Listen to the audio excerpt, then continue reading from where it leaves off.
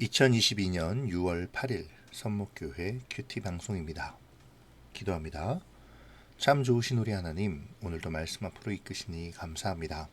이 시간을 복되게 하여 주셔서 악한 세력으로부터 지켜주시고 오직 주님의 일하심만을 바라보며 힘을 얻도록 함께 하여 주시옵소서. 감사를 드리며 예수님의 이름으로 기도합니다. 아멘. 오늘 묵상할 말씀은 창세기 47장 13절부터 26절입니다.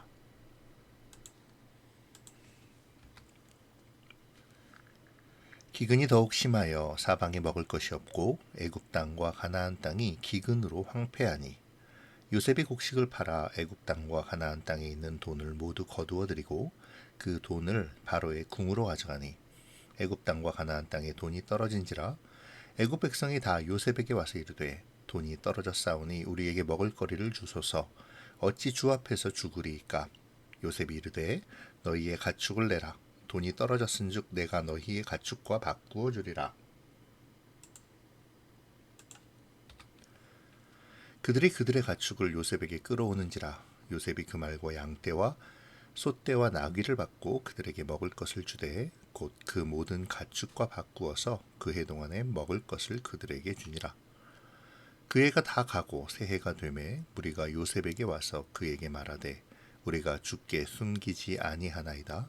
우리의 돈이 다하였고 우리의 가축대가 주께로 돌아갔사오니 주께 낼 것이 아무것도 남지 아니하고 우리의 몸과 토지뿐이라.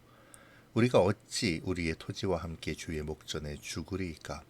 우리 몸과 우리 토지를 먹을 것을 주고 사소서. 우리가 토지와 함께 바로의 종이 되리니 우리에게 종자를 주시면 우리가 살고 죽지 아니하며 토지도 황폐하게 되지 아니하리이다. 그러므로 요셉이 애굽의 모든 토지를 다 사서 바로에게 바치니 애굽의 모든 사람들이 기근에 시달려 각기 토지를 팔았음이라. 땅이 바로의 소유가 되니라. 요셉이 애굽 땅 이 끝에서 저 끝까지의 백성을 성읍들에 옮겼으나 제사장들의 토지는 사지 아니하였으니 제사장들은 바로에게서 녹을 받음이라. 바로가 주는 녹을 먹음으로 그들이 토지를 팔지 않음이었더라.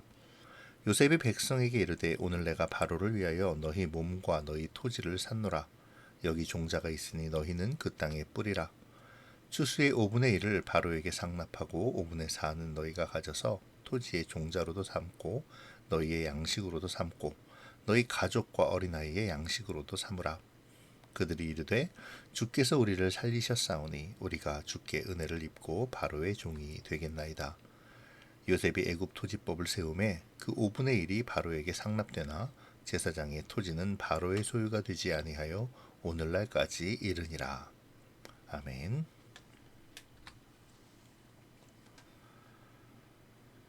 애굽 땅의 기근이 더욱 심해집니다. 애굽 땅과 가나안 땅 모두 기근으로 황폐해지죠. 사람들은 요셉에게서 곡식을 사고 그 돈은 모두 바로에게로 돌아갑니다. 기근이 계속되므로 백성들의 돈은 떨어지고 요셉은 그들에게 가축을 팔 것을 제안하죠.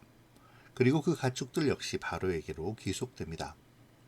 하지만 그렇게 한 해를 보냈음에도 기근은 멈추지 않았고 새해 곧 해가 바뀌어 요셉이 예언한 기근의 마지막 해에 백성들은 요셉의 말을 따라 자신들이 소유한 땅마저도 팔고 스스로 왕의 종이 될 것을 요구합니다.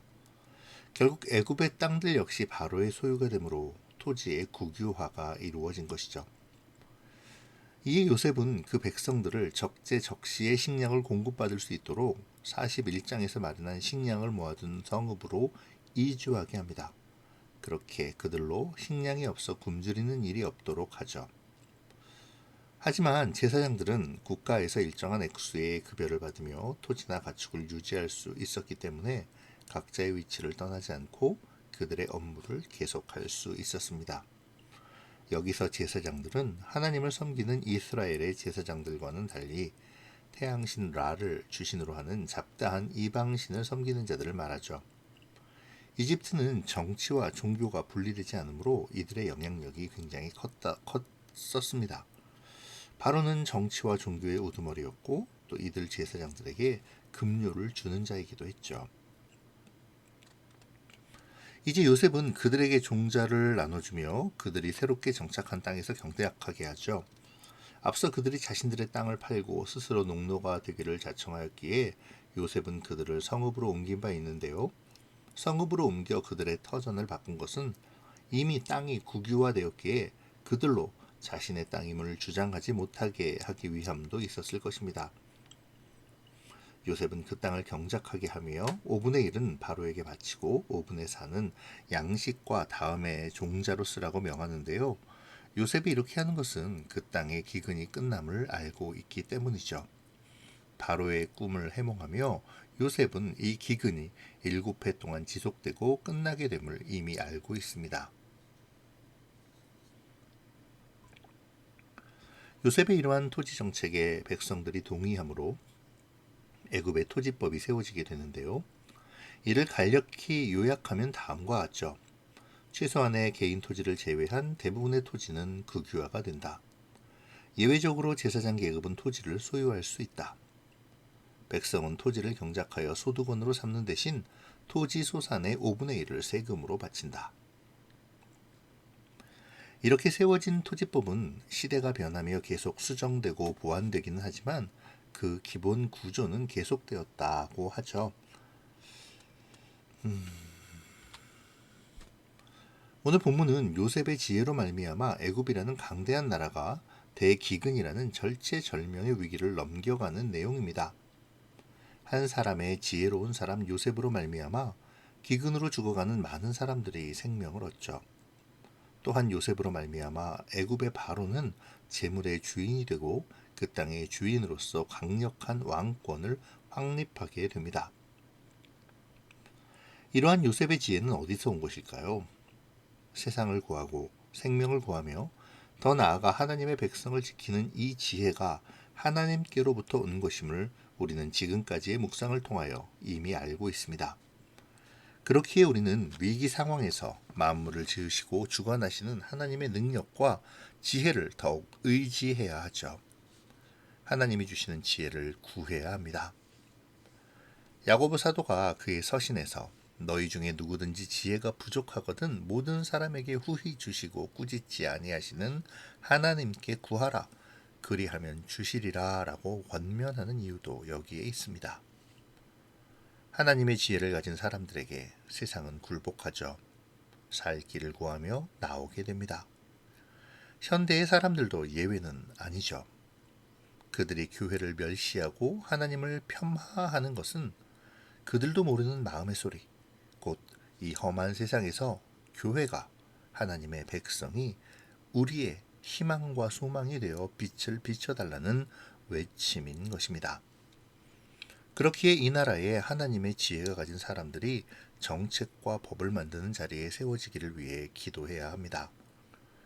위기에 있는 우리나라에 하나님의 공의를 바로 세우고 나라가 악한 길에서 떠나 올바른 가치를 따르는 나라가 되도록 하나님을 두려워하는 바로와 같은 자와 하나님의 지혜로 나라의 정책을 만들어가는 요셉과 같은 그리스도인들이 많이 나타나기를 기도해야 하죠. 이 시간 우리가 정말 하나님께 구해야 할 것이 무엇입니까? 많은 재물입니까? 좋은 집과 윤택한 삶인가요? 혹시 우리가 세상 사람들이 자신들이 믿는 신들에게 구하는 것처럼 하나님께 세상의 것만은 구하고 있는 것은 아닌지요? 바울 사도는 고린도후서 6장 10절에서 이렇게 고백합니다. 근심하는 자 같으나 항상 기뻐하고 가난한 자 같으나 많은 사람을 부유하게 하고 아무것도 없는 자 같으나 모든 것을 가진 자로다. 하나님의 지혜를 소유한 자의 모습이 바로 그와 같죠. 근심하는 자 같지만 하나님의 하실 일을 알고 있기에 소망 속에 기뻐할 수 있고, 가난한 자 같지만 주님의 지혜로 세상과 사람들을 부유하게 하며 아무것도 없어 보이지만 만물을 주관하시는 하나님과 동행함으로 모든 것을 가진 자가 되는 이 하나님이 주시는 지혜의 놀라운 신비를 우리가 깨닫게 되므로 야고보 사도의 권면처럼 진정 우리가 구해야 할 것이 무엇인지에 대하여 묵상하는 오늘의 시간이 되어지면 좋겠습니다. 기도로 마치겠습니다. 좋으신 하나님 감사합니다. 오늘 말씀을 통해 하나님의 백성을 살리고 세상을 살리시는 주님의 지혜를 보았습니다. 주님이 주시는 지혜를 통해 애굽의 토지 정책이 정착되어 사람들의 생명이 지켜지며 바로의 왕으로서의 권위도 손상되지 않고 모두로 하여금 만족과 소망을 갖게 함을 보았습니다. 주님, 이 시간 우리가 주님이 주시는 지혜를 사모하게 도와주시옵소서. 세상의 그 어떤 것보다 주님의 지혜를 소망하게 하시어 교회의 교회다움과 하나님 백성의 모습을 보이며 세상으로 하여금 소망을 알게 하고 하나님이 주시는 은혜를 보게 하는 우리가 되기를 소원합니다. 이 시간 계속되어질 각자의 묵상에도 함께 해주셔서 말씀을 묵상하는 각자에게 말씀하시는 주님의 음성을 듣게 하시기를 소원하며 오늘도 우리와 함께 하시는 예수님의 이름으로 기도합니다. 아멘.